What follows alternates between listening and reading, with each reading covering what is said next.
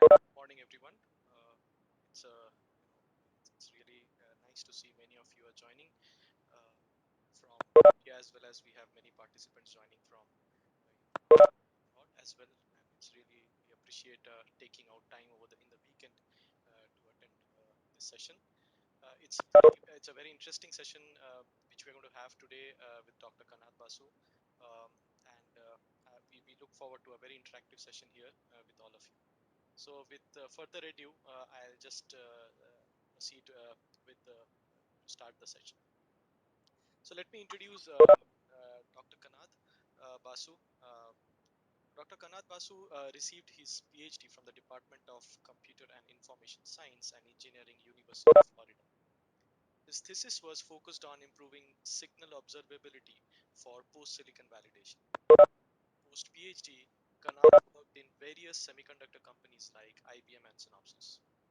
During his PhD days, Kanad interned at Intel as well. Currently, Kanad is an assistant professor at the Electrical and Computer Engineering Department of the University of Texas at Dallas, where he leads the Trustworthy and Intelligent Embedded System labs. Prior to this, Professor Kanad was an assistant research professor at Electrical and Computer Engineering Department of NYU. He has authored one book, 2 US patents, 2 book chapters, and several peer-reviewed journal and conference articles. He was awarded the Best Paper Award at International Conference on VLSI Design 2011 and the Honorable Mention at the same conference in 2021. Several news agencies have covered his research, including NBC Austin and CBS Dallas Fort Worth. Kanad's current research interests are hardware and system security, as well as deep learning hardwares. So with that, I would like to welcome Dr. Kanad to join this session and take us through his research work.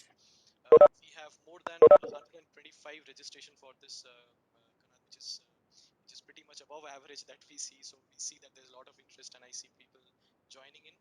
I would like to see a very interactive session here. So one quick request to all the participants: in case you don't have a question, please keep yourself muted.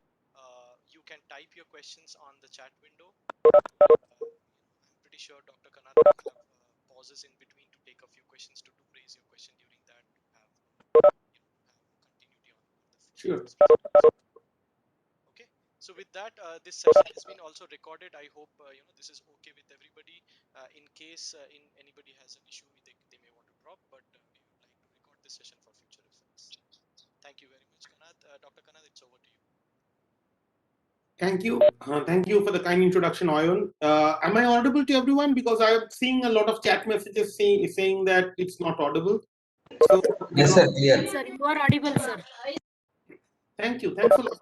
So, thank you everyone for registering for this talk, and special thanks to Oyun for organizing this. He was my colleague at IBM in Bangalore. So it's Saturday, 7 p.m. in Bangalore. And in Bangalore, people didn't used to attend talks at 7 p.m. on a Saturday. But I believe due to the COVID situation, people are now more interested in tech talks than going out on a Saturday evening. Again, thanks everyone for attending this talk. I'll try to keep it a bit exciting. I believe this is an IEEE CAS society, so most of you guys will be in the hardware domain. So we will definitely talk about hardware. This talk is about hardware. But we will explore something which you face every day, like antivirus software, viruses, malware. Yes. Is there a question? Okay. So antivirus software, viruses, we face every day, right? Right from the days when we started using our own PCs, Windows PC, we used to have Norton, McAfee, all these antivirus softwares, right? Even when you work at various companies like Intel, IBM, Qualcomm, you work in any company, you have an IT team who sets up your antivirus protection. So you know that you are secure when you are browsing your office computer in your office. You are not so secure when you are at your home sometimes. You want to download through peer-to-peer networks, or you want to visit some websites, you might get affected with antivirus software. A lot of people move to Mac OS or maybe Unix-based like Linux to prevent against those virus attacks.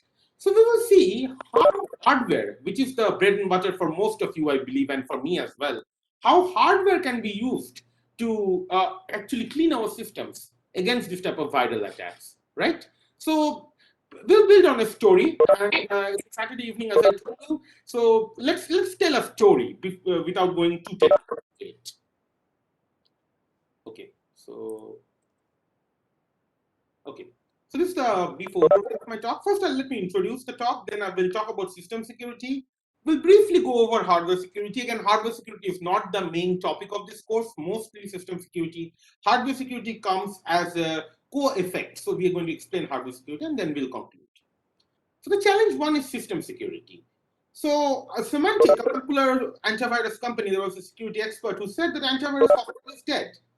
And this has been the case. We will go over a lot of examples in this talk very shortly, where we'll see that there are a lot of viral attacks, a lot of attacks in various systems, ranging from personal computers to mobile phones to all the way to cyber physical systems like nuclear power plants. And these type of attacks actually subvert or jeopardize not only our own personal system security, they might steal your credit card number, your bank account information, but worse, if they affect the national security. Imagine in India, suppose there's a nuclear power plant and there's a virus attack which actually steals some confidential information or locks the nuclear power plant so that during a war we don't have access to it. So how do we prevent against this? The next thing that we're going to talk about is hardware security. This is all of you know this. This is a brief, simplified flow of how hardware is designed nowadays, and we'll see why hardware security is very important in today's world. So there are the various challenges we will talk about, like IP camouflaging, overproduction, hardware trojans, and reverse engineering. But let's first talk about system security. So malware, so I believe all of you know about virus, but virus is just a subclass. Malware is the main big boss, you can say. So it's malicious software, which is like just as short as malware. So malware actually has been creating havoc in our society. They are stealing money, stealing cryptocurrency, creating havoc, and ransomware. Ransomware, probably all of us have heard from our childhood. Ransomware is like whenever somebody hacks your computer and asks you to pay money to get rid of that. And then there are botnets. So botnets are very dangerous. Botnets, what they will do, they will infect your system, and then they will replicate your system to replicate from your system to other systems. Like use your system as a host. It's similar to the coronavirus, right? The coronavirus affects you, infects you, and then spreads from your body to other people, right?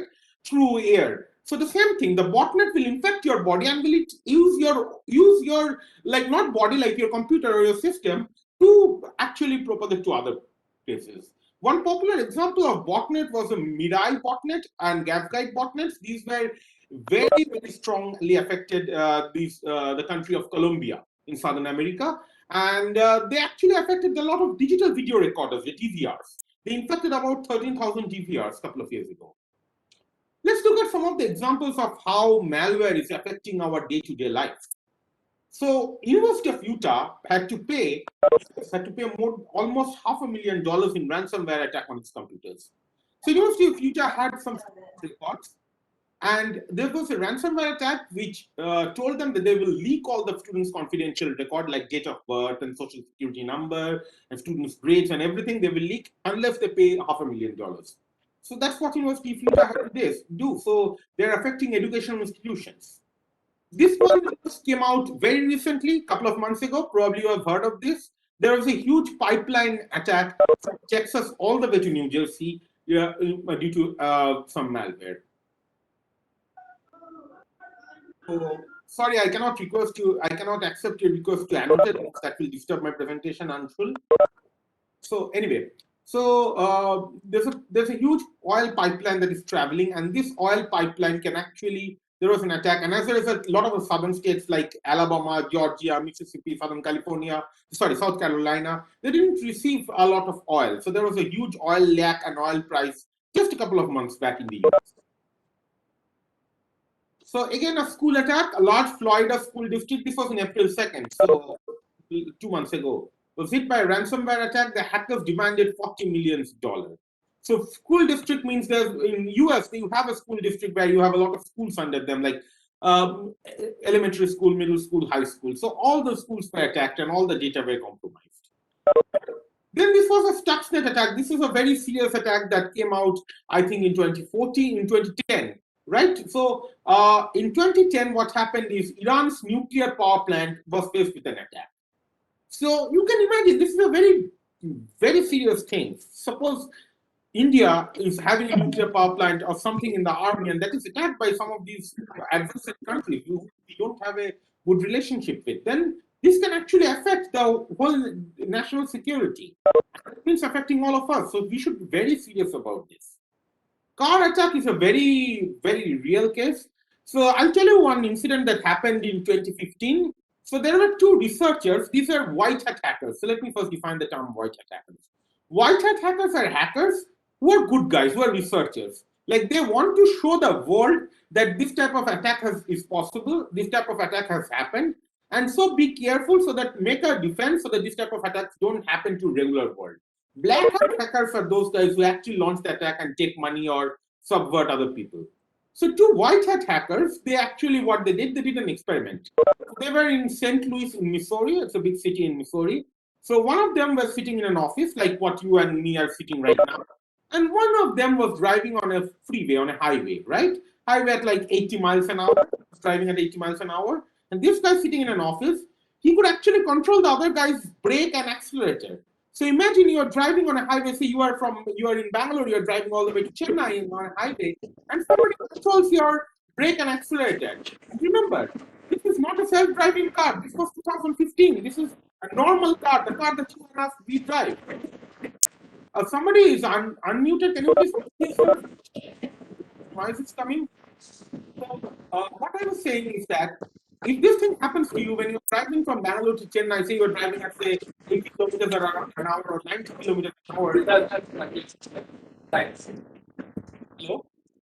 Is there a question? Okay. So if somebody hits your car meets with an accident at that speed, you have almost no chance of survival, right? So how do you prevent this type of attack? So that's a very serious scenario that you need to take care of. ASIC, the popular computer making company, they reported 50 million ransomware attack, $50 million ransomware attack. I actually came in Texas in August 2019, and immediately after that, this happened. 22 Texas were hit with ransomware attack, and this was a big news that time. So we have seen several examples of how malware in form of ransomware, virus, botnet can actually affect our system, right? And can jeopardize our daily lives as well as national security. So the number of malware signatures are growing exponentially. As you can clearly see, from 2002, which was around 100, now it is like almost 1.5 million to 2 million number of different malware signatures. And this is not restricted to the PC domain alone. In the Android domain, actually the malware samples are also growing rapidly. In 2017, it was almost 4 million new malware samples in Android. So I hope I could convince you guys that malware is actually a very serious problem in today's world. And if we are not serious about this, we might be losing our money, our life, or our country's security at all. So let's talk about two complex malware which have been propagated a lot in these days. One is polymorphic malware. What does polymorphic malware do? Polymorphic malware mutates itself. It has a mutation engine, so the structure of the malware changes, not the behavior. Metamorphic malware, on the other hand, rewrites itself in each iteration of propagation. So both these malwares have the phrase morphic, right? Morphic means, as we all know from our childhood, means change, right? Like we have metamorphosis that we have studied in our biology classes. So these malware changes themselves. So in metamorphic malware, each version of the source code is different from the previous version. Now, what's the problem with these? Let's take a step back and see how traditional malware detection works, like how traditional antivirus softwares work. They're typically signature-based. So all the Norton, McAfee antivirus softwares that you have in your system, they're signature-based. They store the software signature. They validate the software signature using a set of known signatures. If there's a match, they will know that, that this is a malware. Otherwise, they know it's a benign program. So basically, when a program is running, any program, let's say we are running WebEx right now, right? So WebEx, when you're running WebEx, that's a program. A malware is also a software program. So when a program is running, it will create a set of signatures, this antivirus software, and will match it against a database. So when WebEx is running, it will try to find in the malware database if WebEx matches any of those signatures. If it doesn't find, it will say that, okay, this is a benign software. This is not a malicious software or malware. But however, if you're trying to run a virus, then it will know that this is a malicious software. It will raise a flag that this is a virus. So metamorphic malware, sorry, this morphic malware, so let me move this one here, is like, let's look at this picture. So you can see Spider-Man and Peter Parker, right? Sorry. Yes, I think there is an issue with people unmuting themselves, so I'll put everybody on Is mute. there any question? Or you guys are, maybe you guys want to mute? Yeah, I'll just mute all the participants now. I think there is a, I think people are unmuting themselves by mistake. Okay, thanks. Sorry about that. Yeah. No problem. So what I was saying is that this traditional malware detection works in this way. So imagine for the morphic malware, what happens? Suppose you have this picture of Spider-Man and Peter Parker, right? All of us have probably seen this movie at some point of our life. So Spider-Man and Peter Parker are one and the same. Peter Parker just dons that uniform of Spider-Man, his Spider-Man suit, and he transforms to Spider-Man. So this is like a morphic malware. Now, the signature-based malware detection, that will look at the face. So if you have a simple face detection, can you identify these two persons? You cannot, right? Because Spider-Man will be different and Peter Parker will be different. So existing signature-based malware detection are ineffective against morphic malware. So what are the other ways that are behavior-based, which extracts the software behavior? So what do I mean by software behavior? Let's take an example of a malware in a GPS system. I believe all of you guys use a GPS system either on your cell phone or a separate GPS TomTom kind of device. So if there's a malware in a GPS system, what will it do? It will enter the GPS system, hide itself, extract the location information, and will transmit it outside, right? It will do these 4 steps irrespective of how you write the malware, how you compile the malware, what is the executable, it will do all these steps, right? So behavior-based malware detection extracts this software behavior and doesn't depend on the software signatures. It looks at the behavior. So as a result, it can easily identify between Spider-Man and Peter Parker because their behaviors are the same. That's what it's looking into, the DNA, you can say. Now, then you can ask, what's the problem then? Then we have a perfectly good antivirus software that works, right? So why should we worry? The problem is this behavior-based software malware detection is a huge overhead. As a result, it is not at all practical for PCs and mostly for the IoT devices is not practical. So imagine you have a smart pacemaker, right? A smart pacemaker which you're putting in a heart patient's body. That's a very small energy operated device, right? You cannot run a full stack of OS and then a software, antivirus software on top of that.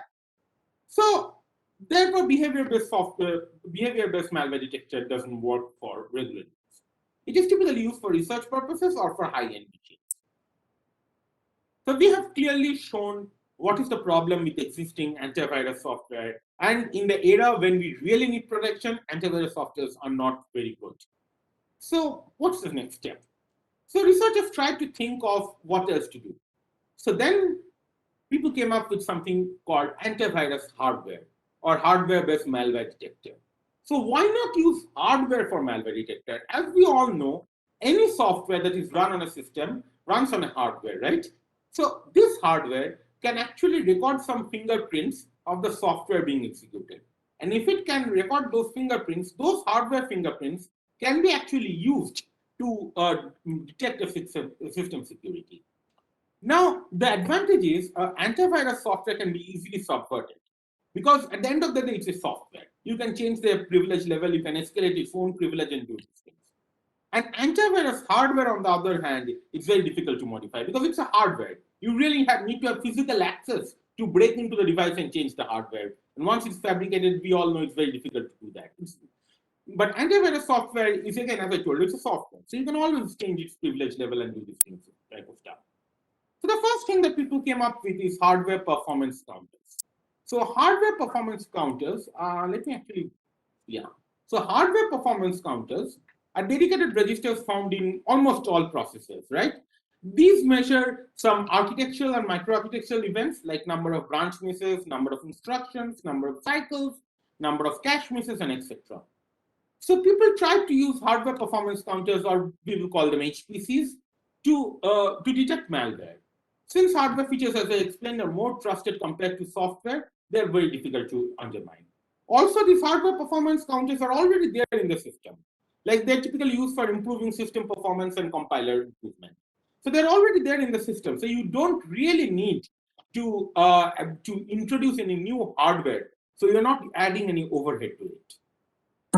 Now, how does hardware performance counter help in detecting malware? Let's look at this example. These are the SPEC benchmarks. Probably some of you who work on the architectural front know of these benchmarks. So these are the SPEC benchmarks, and we have plotted for two HPCs, which are L1 exclusive hit and the number of arithmetic microoperations executed. So as you can clearly see, for each benchmark program, there's a variation of how the program, the HPC works, right? So each program has a distinct HPC signature. So this HPC signature can be actually used to characterize that program or to identify which program is being run, right? So, and actually, this was in research right from I think 2011 or 13. But recently, Intel, and those of you who work in Intel have probably will know this, has tied up with Microsoft. So those of you who work in Microsoft might also know this. So with Microsoft Defender, they're protecting it against Microsoft endpoint protection using CPU telemetry, which is one HPC. They're using an HPC-based malware detector. Intel and Microsoft have tied up. So HPC hardware-based malware detectors are no more a tale of future. These are not science fiction. This is real life. This is happening. So what we did, first, we tried to develop a formal model to identify how HPCs can actually get malware. Because before that, people were just doing empirical proof. And you know, in any science, unless you have a theoretical mathematical proof of why this thing works, you cannot call that a theory, right? You can just call it a hypothesis. So we did a theoretical computation and we proved that this will work. And we did some maths. We saw that the probability of detecting a malware increases with increasing the number of HPC events and decreasing the sampling interval at which you measure the HPC. Now, one problem with HPC, okay, it's echoing. So one problem with HPCs are systems have like hundreds of HPCs, and only 4 or 6 of them can be monitored simultaneously. Okay, so uh, as a result, when you have only 4 or 6 of them being measured simultaneously, you have a limitation. So you need to determine very smartly which HPCs to monitor. Okay, so HPC-based malware detection. So how do you do that? So you utilize hardware performance counters in malware detector. You train a machine learning classifiers on the HPC data. So what you do, you have benign program and you have malware programs. You collect the HPCs, you for each of them label them, train a machine learning classifier, and then they're deployed on a hardware-based malware detector. So what happens then are when a new program comes, each HPCs are collected and then they're fed into this machine learning classifier, which determines whether it's a benign program or a malicious program. So question comes is which ML classifiers are best? So now we will look at how the HPC collection is done. The collection of HPCs vary based on the processor architecture. In Linux OS, you can have a command called perf, which allows you. So perf is access to a user terminal. So if you have a Linux device, you can actually use perf to collect this data. Only thing, if you're in a server, you might need sudo permission. So perfstat command returns the HPC values. So a sample usage is this. So as you can see, this perfstat command we have here, a.out is of course, the executable. We are measuring the HPC branch instructions, and the clock cycle is 1 millisecond, which is being referred to. Okay, the sampling period. So this is our experimental setup, which we use for all our future experiments that we're going to talk about today. We used a Raspberry Pi 3. The reason we don't do these experiments on a real PC is because if you run a malware on a real PC, your PC might get damaged, right? On the other hand, on a Raspberry Pi, you can always flush the OS and reload the OS using your camera card. So it's much better to do these experiments on a Raspberry Pi model. The only challenge is you have to get ARM malwares. You cannot use x86 malwares. So we executed and collected HPC values for 300 benign and malware programs. Benign programs included sorting and computational algorithms. we obtained the process-specific malware from virus share. So this is very interesting for those of you who are not in the malware domain. We don't work on the malware domain. So virus share is a open source website where you just need to create a login, and you can actually download real life malware from there. But don't use it for any bad purpose for harming your friend or your colleague. But you can actually see and you can download malware. Don't download your own malware like in your, if you have a Windows x86 PC, don't download x86 malware. If you have an ARM PC, download the ARM malware. Or if you have an x86 PC, download the ARM malware. They won't harm your PC. So the impact is output is analyzed with parametric variation of each classifier. So first we wanted to see which machine learning classifiers work best. So this is our experimental setup, as you can see, right? So this was the Raspberry Pi we used for experiments. So we are comparing various classifiers. So we use these classifiers, which are decision tree, naive bias, k-nearest neighbor, linear regression, random forest, support vector machines, and neural network. For those of you who work on machine learning, probably know all of these classifiers. These are very simple classifiers. And the reason we try to keep it simple is that because you remember, we're looking at IoT edge devices where you cannot run a complex neural network like a CNN, a convolution neural network, or a recurrent neural network, because that will create a lot of overhead. So we try to use very, very simple machine learning, the basic machine learning classifiers. So we'll compare the performance analysis in terms of accuracy, precision, and recall. Accuracy means how many samples are identified correctly. Like if it's a malware, it will be identified correctly as malware. If it's a benign program, it will be classified correctly as benign program. Precision is how many malware are being correctly specified malware. So suppose you have 100 programs which are being classified by the machine learning classifier as a malware, but out of them, 90 of them are actually malware. The rest 10 are actually benign program.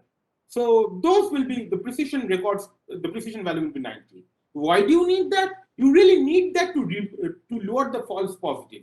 Because one thing in malware domain is very essential, which is lowering the false positive. So if you have a system with a high false positive, say you're running a software, say WebEx, we're running WebEx and your antivirus software pops up saying, oh, this is a malware, stop this operation. You don't want to do that, right? That will harm your productivity. Every time you have to go to your antivirus software and create an exception.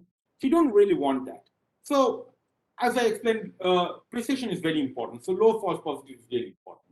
So we see that the random forest classifier provides the best measurements, and utilizing inferior parameters can actually produce classifiers that perform suboptimally.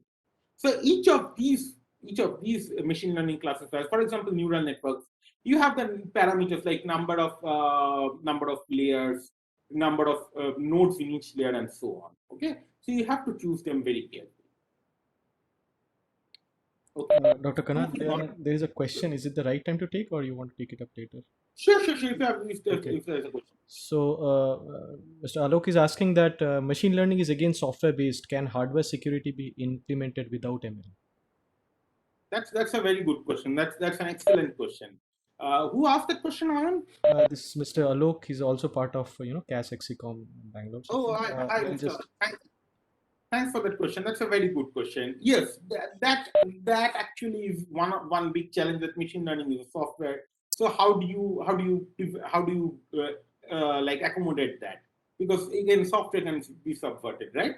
So there can be a couple of answers that I can give you to solve that problem. One answer, which I'm pretty sure as a hardware engineer, most of you guys know, that we are using machine learning accelerators. So if you have machine learning accelerators, those actually run the machine learning algorithm on a hardware, and you really don't need a software interface for that. The second solution that you can have, if you don't have an accelerator, if you have a multi-core device, you can dedicate one core. Of course, your performance will degrade, but this is adding a little bit overhead. You can dedicate one core that is secure, that will be used only for this antivirus protection running this machine learning algorithm. It will not do anything else, like it will not be interfacing with the rest of the system so that it doesn't have a risk of being jeopardized by a malware. Okay, so those are the two solutions that you can do. Can I move on, Ayan? Yes, I think at the end we will open up the forum to all the participants. So maybe we'll discuss in details, but let's move on. Sure. So using machine learning has actually opened up another problem, which is adversarial attack. So adversarial attack obfuscates HPC traces. So what do? They have this three-step approach. So first, they reverse engineer the HMD, the hardware-based malware detector. the reverse engineering a machine learning classifier, it's not very difficult. That's a separate issue altogether. If you're interested in that, I will ask you to consult literature. I'll not go in detail in that. They use an adversarial sample predictor, and then this adversarial sample generator is used to generate the sample. So what happens is, suppose you have a malware. You run a malware and a benign program in the same thread. So as a result, what happens is the machine, the learning classifier, it will not be able to identify whether it's a benign program or a malware program because the HPCs are mixed up, right? So as a result, it will misclassify. So that will lead to lower accuracy. So that was a paper that actually developed a lot of adversarial attack.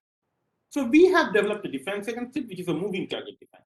So remember, I told you that there are like hundreds of HPCs in modern computers. Even in a small Raspberry Pi, you have like 20 HPCs. And at a time, you can monitor only 4 of them. So if you do sets of 4 HPCs and build a bunch of classifiers, and then you randomly use a random number selector, you can use an LSTM-based system to choose a random number selector. So you choose a random number selector to select a classifier, and randomly you will use one of the classifier to predict whether this is a malware or benign program. The problem is, in that case, the reverse engineering the machine learning classifier is very difficult because you don't have a single classifier, you have a bunch of classifiers, right? So we use this moving target defense. So that means that when you have like a bunch of classifiers, you are moving, the target is moving, you have a bunch of classifiers, and any one of them is being chosen, right? So we call this MTD. Sorry, the noise you see from my front, I sometimes think that if I use the keyboard, it will work, but somehow it's not working, so I have to click my mouse. So that's the background noise. Please, I apologize for that. So these are our results that we saw. So we initially saw that the recall was actually decreasing a lot for after the attack. So as you can clearly see after the attack, so before the attack, the recall was high. After the attack, the recall was decreasing. And after our MTD defense, the recall improved a lot. So we actually could improve our results a lot using this.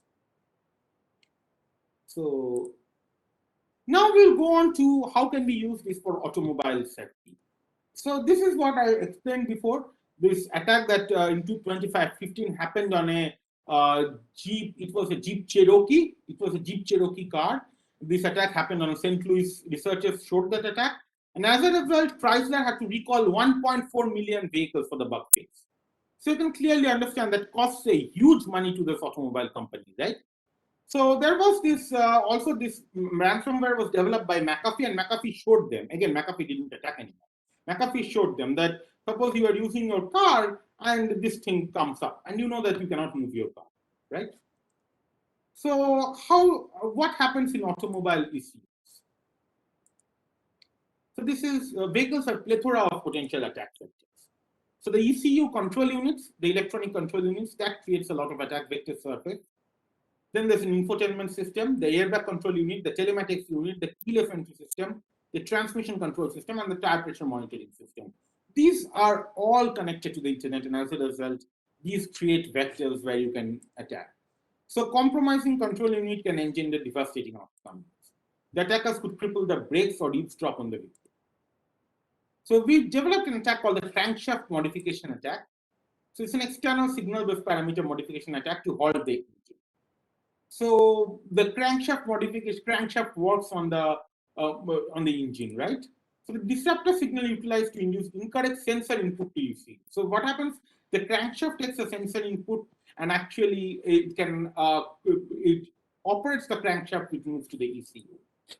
Now, if the crankshaft sends an erroneous signal for 1 second, the crankshaft position ideally expects a value in the range of 1 to 24. This attack results in the piston's valve from opening and closing for a year. So as you can clearly understand, if this happens to your car, it's very low probability that you will leave. So we used HPCs in an automobile ECU to actually detect these attacks, and this paper appeared in Dates this year. And we again used a bunch of machine learning classifiers, and we saw that autoencoder, which is a very simple machine learning classifier that could detect these attacks. And depending on the RPM, the revolutions per minute, we can actually get the accuracy of these various systems.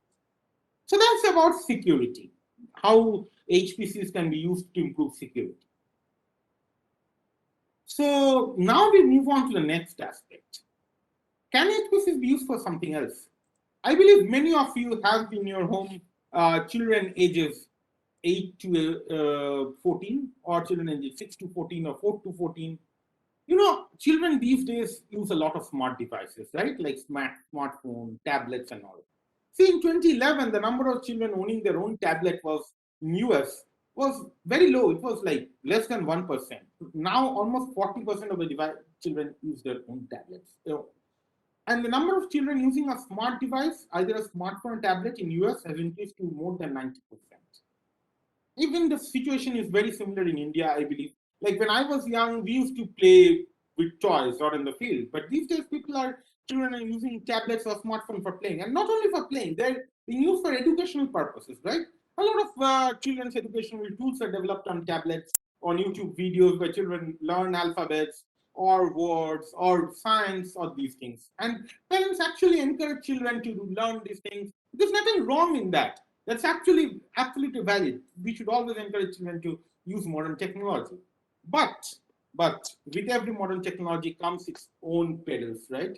We'll talk about one of them here. So the number of internet crimes on children in 2017 was 1,300, which is reported by FBI. So these actually children's apps, let me call them apps, because they can be games or educational apps. So I don't want to denigrate them by just calling them games. So the number of these online children's apps help to get this child crime against children. This can do a lot of like kidnapping attacks or getting the personal information, data breach, and this can happen a lot. So, for example, the data breach of a tool called Kids that exposed information of 1,700 children. So, what does the FTC take? What actions does the FTC take? So, FTC is Federal Trade Commission, which is a body in the US which looks at the privacy issues of these children's, of everything, especially the children's apps. So there is a children's app called Baby Bus. Maybe some of you have used this for their games like Little Panda. They have this Little Panda shopping, Little Panda going to school. These are very cool children's games that children like to play. Teaches them mostly about animal life, I believe. So the FTC warned them over violation of potential COPA violation. We'll talk about COPA in a short while. What is COPA? So FTC imposed a couple of years back a $5 billion penalty on Facebook. InMobi had to pay $1 million for location tracking deception. And TikTok was fined $5.7 million for violating children's privacy law, app updated with age game. So what is COPA? We had this word COPA here, right? So let's talk about COPA. COPA is Children's Online Privacy Protection Act, which is an act developed by the US Federal Trade Commission, FTC. What FTC says is, if there's an app that is designed just for children, you should not transmit any personal information like location, email IDs to download the app, and all these things. What is the problem with this? If this information is transmitted, somebody will know that there's a child in that location, say in Marathalli, somewhere in Marathalli in Bangalore, where there's a child who age say 7 or 8, and that can be actually used for trafficking, right? So that's a very serious issue. So, but unfortunately, due to lack of strict regulations, a lot of app developers do not abide by COPA. So we developed an HPC-based system to detect COPA violation. So we use the HPCs in the Qualcomm Snapdragon processor, which was used in most of these mobile processors, and we use that to actually detect whether an app is COPA violent or not. Like if this app is abiding by COPA or not. So that and we developed this tool which can actually detect whether you should use an app that is COPA valid, that is valid in COPA. So this was published in IEEE Transactions and Information Forensics and Security, and this received significant media coverage. As Oyon explained at the beginning, we had articles in KXM, which is NBC Austin, NewTD News, CBS Dallas Fort Worth, and Science Daily. Now we have till now seen what are the advantages of HPCs and antivirus system. Now what are the disadvantages? Let's look at that. First, they're non-deterministic. The same program running in the same system can have 5% difference in HPC ratings. Next, there's a very high false positive rate. So benign software may be classified as a malware, and I explained what is the problem of having a high false positive rate, right? The HPC readings inside a virtual machine differ from those on actual hardware. So a lot of people use HPCs inside a virtual machine, which is not great. And finally, this is not real time. The system needs to stop to collect it. So how do we overcome these problems? So we developed something called trace buffer-based malware detection, which utilizes the benefits of hardware-based malware detector, but not the disadvantages of HPCs. So we used other hardware to detect malware. So we'll now talk about that. Let's take a step back from malware detection and understand what trace buffers are. So this is a very, very simplistic figure of how a chip is designed. You have implementation at the gate RTL level. You have pre-silicon verification. Then you have layout and all those stuff. And then you manufacture the chip. And then you have two steps, right? You have manufacturing testing and post-silicon validation. So manufacturing testing looks at each copy of the IC and detects electrical faults. Post-silicon validation is used to detect functional faults, which has escaped the pre-silicon verification test or which do not get manifested during the pre-silicon time, right? There's a bunch of post-silicon validation engineers in each company, and I guess many of you might be working in post-silicon validation in your own company who are attending the talk today. So post-silicon validation, as you know, design complexity has been growing over the year. This is a pretty old graph, but if, as you can see, in 2012, there were trillions of simulation vectors that were studied. And post-silicon validation, as a percentage of total design resources, is increasing exponentially. It was 25% in 2005. Now I believe it's way more. So the problem with post-silicon validation is a limited observability. Like the silicon is already fabricated, you cannot observe each and every internal signal states. And also you cannot use scan chains for this because this is at speed. This is not like you cannot use scan chain which has been used for manufacturing testing. So trace buffer is something where you use a trace memory to store some of the internal signal states. That can give you some internal view of the circuit. Now, one problem is that less than 2% of the signals are chosen because these signals, this trace buffer is not doing any benefit to you apart from post-silicon validation. This is not anything to the functionality of the design, right? So the question is which signals to choose. So this is how post-silicon validation is done. So you have a logic, you have test inputs, this is the device and the test. The trace signals move from the logic to the trace buffer. The trace buffer has two components, which are width and depth. Width means the number of signals stored after every cycle. So we have 32 signals stored after every cycle. And depth is the number of cycles over which the signals are stored, which is 1024 cycles, right? So this is, and when the trace buffer is full, it is sent to an offline debugger for debugging. That's how post-silicon validation is done in a very simplistic sense. Of course, those of you who are actually working on post-silicon validation will contradict me and say, oh, there are a lot of other steps involved. But I understand that, but I'm trying to keep it very simple here. So what people found out is, how do you choose these signals? You will choose these signals using signal restoration. What is signal restoration? So restoration is you are tracing some signals and you are trying to restore some other signals. So suppose you are, let's look at this two input AND gate on the top, right? You have just two inputs A and B and then output C. You are tracing A in cycle 0 and say the state of A is 0. You know for sure that the state of C, the output is also 0. Sorry. And now if you trace both A and B and C both are 1, you know the state of C is also 1 in the same cycle. So this is forward restoration. You're tracing the input and you're trying to reconstruct the output. Backward restoration means you're tracing the output and trying to reconstruct the input. So you're tracing C in cycle 1. You know for sure that the states of A and B are 1, right? Similarly, if you're tracing C in cycle 0 and tracing A in say state is 1, you know for sure that the state of B is 0. However, backward restoration fails in this case. You're tracing state of C, which is 0. You're tracing state of A, which is 0. You don't know what B is. B can be either 0 or 1. But this is how signal restoration is performed. Let's look at one of the examples in a circuit. This is a very small circuit. You have 5 flip-flops. We are tracing C every cycle. So this table shows how the signals were traced or restored. Any 1 or 0 means the signal value is known, and X means the signal value is not known. See, the state of C is known every cycle, right, for 4 cycles. So we have painted it in pink, and its values, there are no X's here. So first, you trace C in cycle 0. You know for sure that the state of D in cycle 1 is 1. Now, knowing the state of C in cycle 1, you can reconstruct A and B in cycle 0 using backward restoration. Now, knowing B and C in cycle 0, you can actually reconstruct E in cycle 1 using forward restoration. So as a result, you can see that, you are tracing 4 states, and you can reconstruct a total of 13 states. So you get a huge restoration from this tracing one flip-flop. Now we have understood a bit about post-silicon validation and about trace buffer signal tracing. So how do we use it for malware detection? Let's get back to our original story. So trace buffers are easily accessed by JTAG interface. The hardware footprints for different software is being executed for both benign and malware.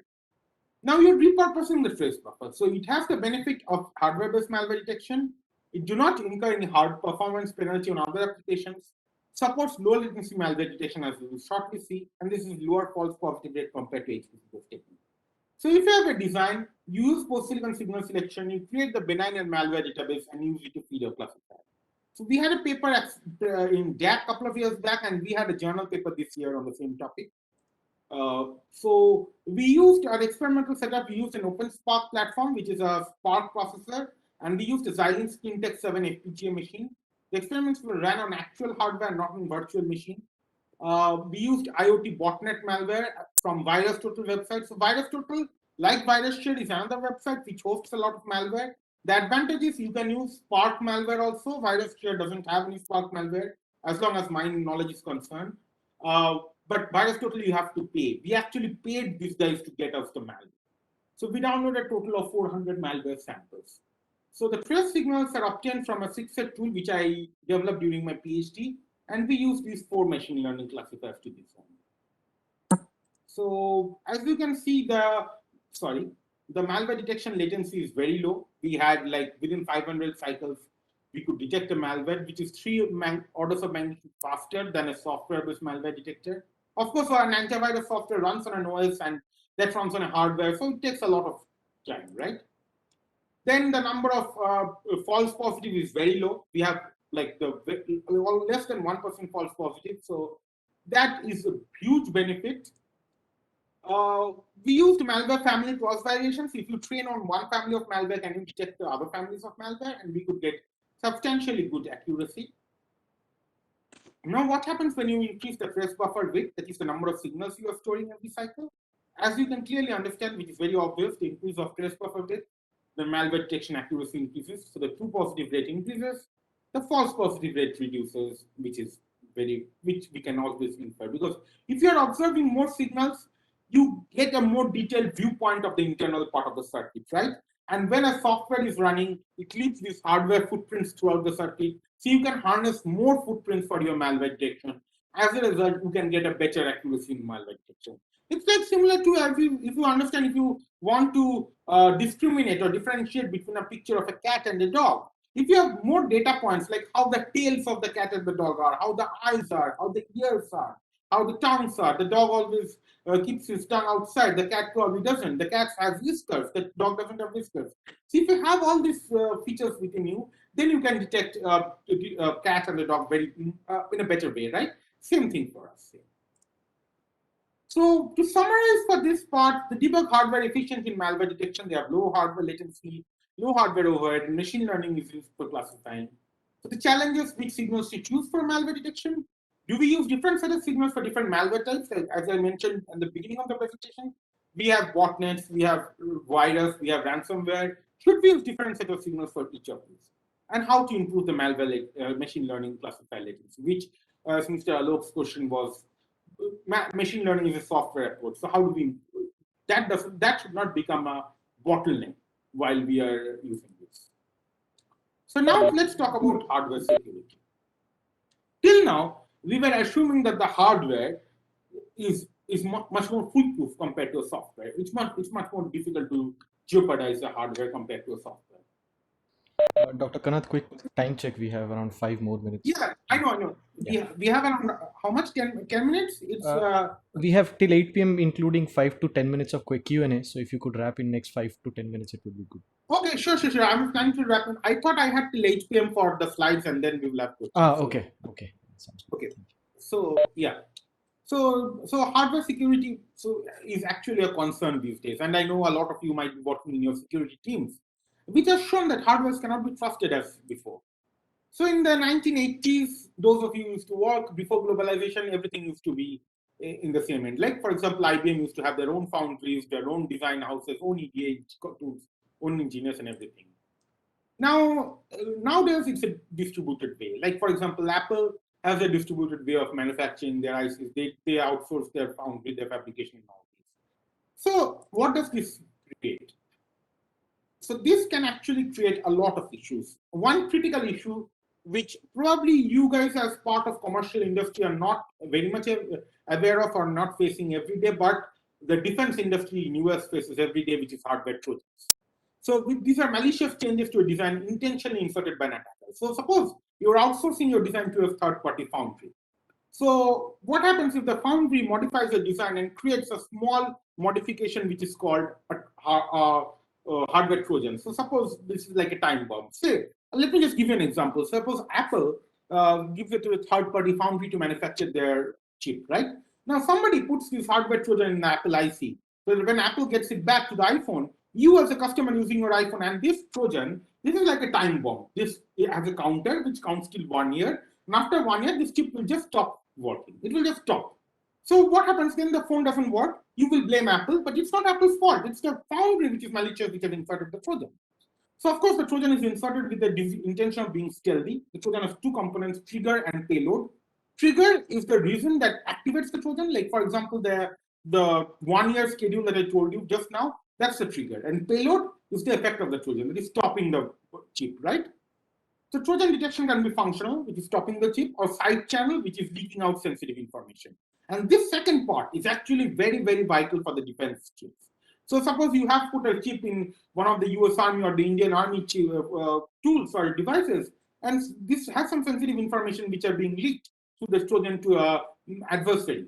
Then this national security is in jeopardy, right? So we are developing EDA CAD tools to detect Trojans. The other security issues that we have are counterfeiting, which is imitation of critical ICs. And a couple of years back, I was in DAC. So, Oyon, I have just 2 slides, so don't worry about time. I'm pretty much on time, I think. So, a couple of years back, I was in DAC and I heard this from a Cisco VP. He showed 2 ICs and he showed us that a fake Cisco IC actually looks more better, more realistic than a real Cisco IC. Reverse engineering, identifying device functionality and critical intellectual property for ICs. Overproduction, the foundry produces more than required by the design house. So extra ICs sold by foundry for commercial benefits. So suppose, say Apple, I am a foundry, Apple gives me a task of manufacturing 1,000 ICs. I manufacture 2,000 ICs, I give 1,000 back to Apple, and the rest 1,000 I sell it in my name in market. So defense against these issues is watermark and IP. So watermark is actually a part of hardware design, which is present in the design just to ensure that this chip is not being copied. So let's imagine you have a chip, you put a watermark, which is not doing anything to the functionality of the chip, but which is protecting against any sort of copying. So what happens? Suppose I make a chip and say, Oyon, don't mind, I'm putting you in a villain structure here, but say Oyon copies my chip, right? Oyon copies my chip and sells it in market. Now, Oyon says this is Oyon's IP, I'll say this is Kanad's IP. Now, what happens is I have this watermark. So I see that Oyon has copied my chip. I'm selling my chip for, say, $100. Oyon is selling his chip for $50. People are buying Oyon's chip.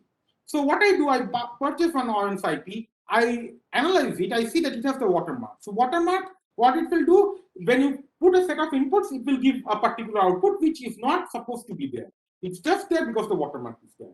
So if Oyon has copied my watermark, then Oyon's IC should also work like that. So I can go to the code and say, hey, see, Oyon has copied my design because his IC is functionally okay, similar to me. I don't have any problem. But this watermark is my trademark. He should not be copying this.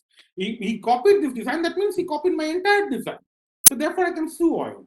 Okay. So that's the defense against these. So to conclude, malwares, as we saw, are a real threat in today's world. Hardware can be used as a root of trust, and debug hardware can be used for malware detection, as we just saw. A distributed manufacturing environment introduces security threats in hardware, which can jeopardize the malware detection as well. So we need to have a secure defense front, both at the malware end as well as the hardware end. So all in all, I want to emphasize on the fact that hardware security or security related to hardware is actually a very critical issue and we should be more careful when we are dealing with that. So with that, I thank you everyone for attending the talk, and I'm open to questions now. Yeah, it's a very interesting talk, Dr. Kanad. I feel there were a lot of questions, and I see many people already posting about about the interest which they developed through this talk. So what I'll do is I'll quickly open up the floor for attendees to unmute themselves and ask question. I had locked the room for not allowing them to unmute them, so I have done that. I see Alok has a lot of questions. Alok, would you like to go first with your question? Please unmute yourself and request others to stay on mute. And raise your hand. I'll slowly unmute them as well. Alok, can you hear us? Okay, looks like some issue. So I'll read out his question. I think that way at least we can proceed. Yeah. So Alok has a question that where does the ML classifier run, on the same SoC, and where the OS is running, or is it a different SoC or a hardware? Yes, so that's actually a very good question. So as I explained to you, the ML classifier can be implemented in two ways, right? If you implement the ML classifier as an accelerator, you really don't need the same SoC. It can be like you can have it on the same SoC, but you can have it in a different code, the accelerator code, right? On the other hand, if you want a dedicated code, you can still have it on the same SoC. You don't really need to have a different SoC. But if you have budget, it's always better to create a different SoC because so that you don't have an attack on the same SoC that will jeopardize the ML classifier. But this part, the whole ML classifier part, can be kept separate, like something like a secure FJX or secure communication framework. Okay. Thanks, Dr. Kanad. So I'll move on to the next question, which is from Amritananjan Kumar from Qualcomm. So he's asking that support we don't have an ML accelerator inbuilt with existing processor, and we are interfacing with processor on SoC. Can't an attacker take advantage of the interface space and change the ML classified data for HPC? How to take care of this efficiently? Right, that's a good question. And actually, these are very similar questions, right? So, what I'd mind to say is that this interfacing can be so. First of all, if there's a physical interface and somebody wants to physically access them, that's out of question. We are not going into that. So let's talk about remote access, remotely subverting that, right? As I explained to you in the previous answer, so that the designer should be careful that interface cannot be accessed by an outsider.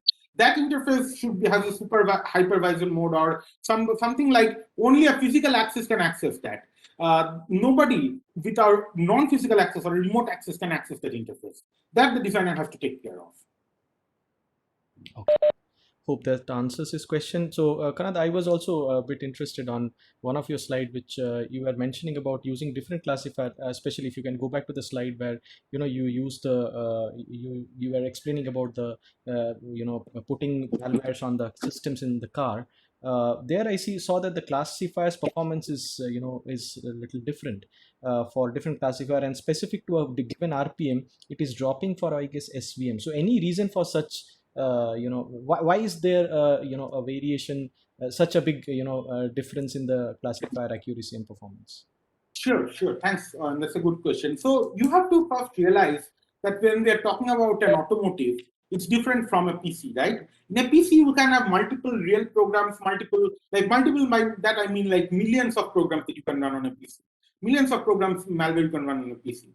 On an automotive SoC, you do not have so many programs. You have a very limited data set, right? Your benign program data set is also limited. Your malware program data set is also limited.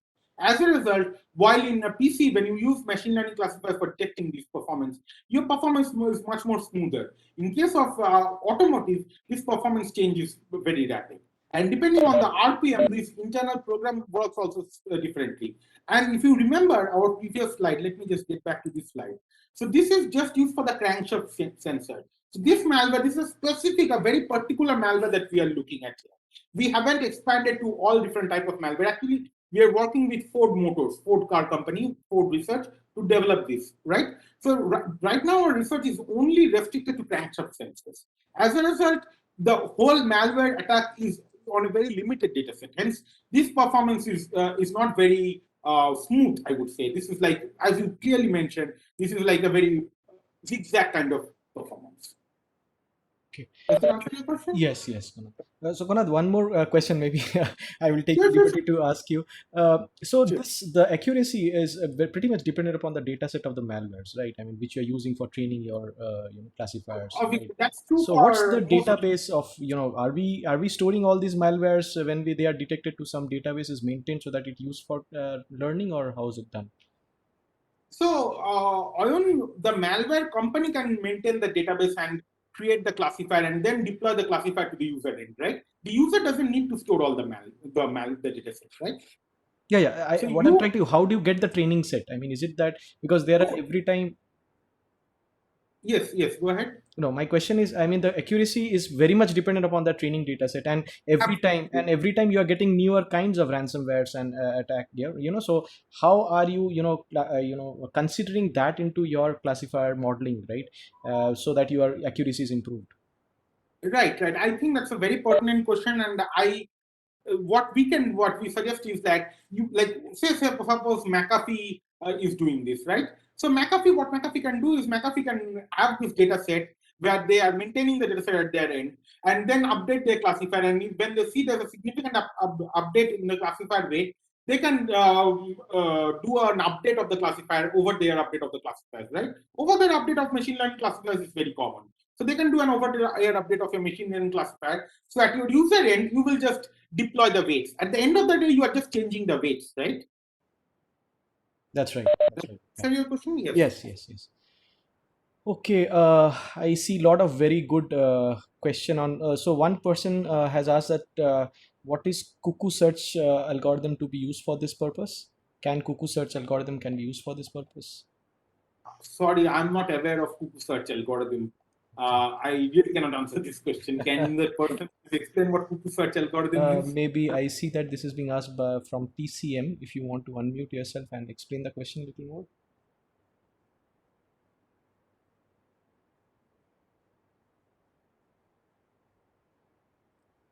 Okay. So in interest of time, I'll just go for once more for any other. So I don't see any other question in the Q&A panel. So I think, asked all the questions. So Ayun, I have one point. So you know my email ID. You have probably have put it in the announcement. You can send it to the sure, attendees also. sure. If you have any questions you want to ask me offline, you're always free to email me. Right, right. I'll definitely share that.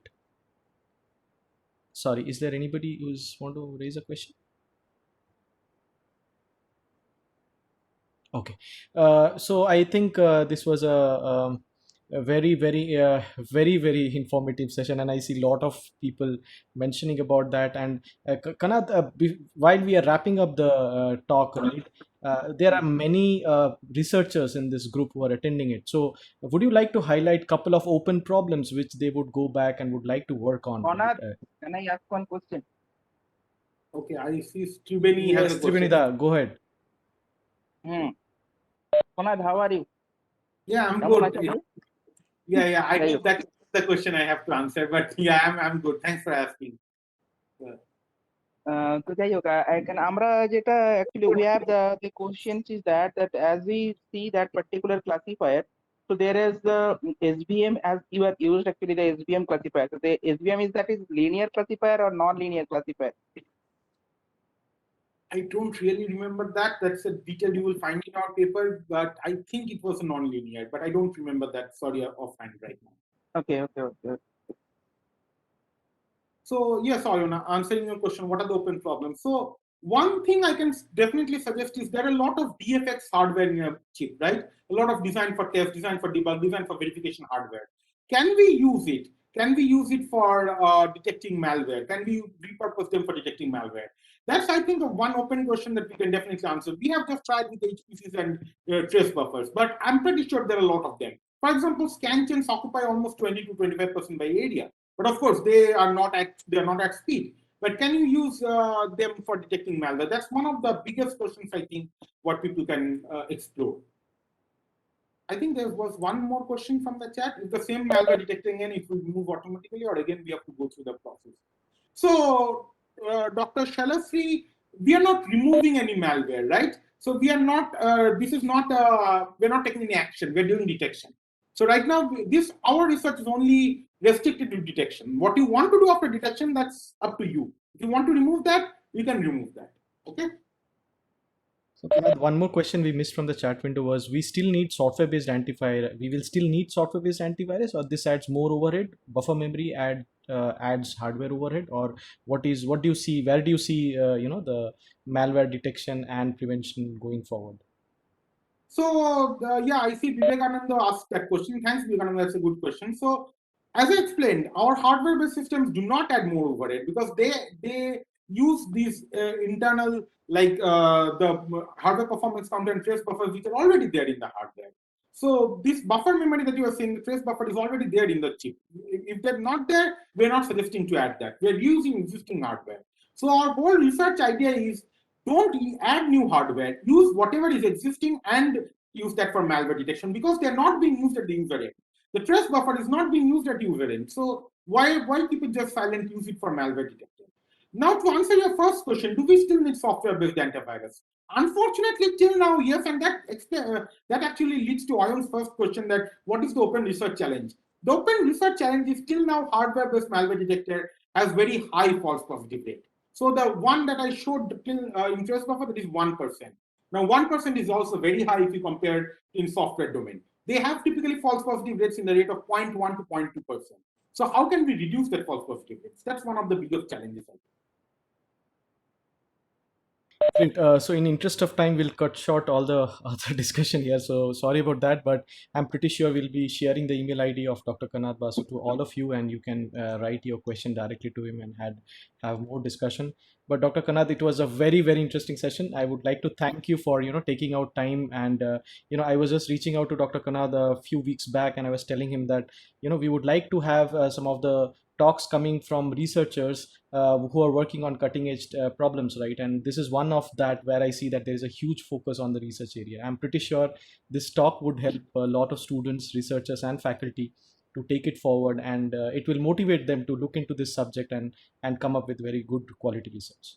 So thanks, Oyon, and thanks everyone for attending this on a Saturday evening. I really appreciate that. Yes, absolutely. So with that, we will call it a wrap for today's session. We will be, I see a lot of people asking for the recording. With the speaker's permission, we will be uploading it to a right channel, and we will sending it across as well.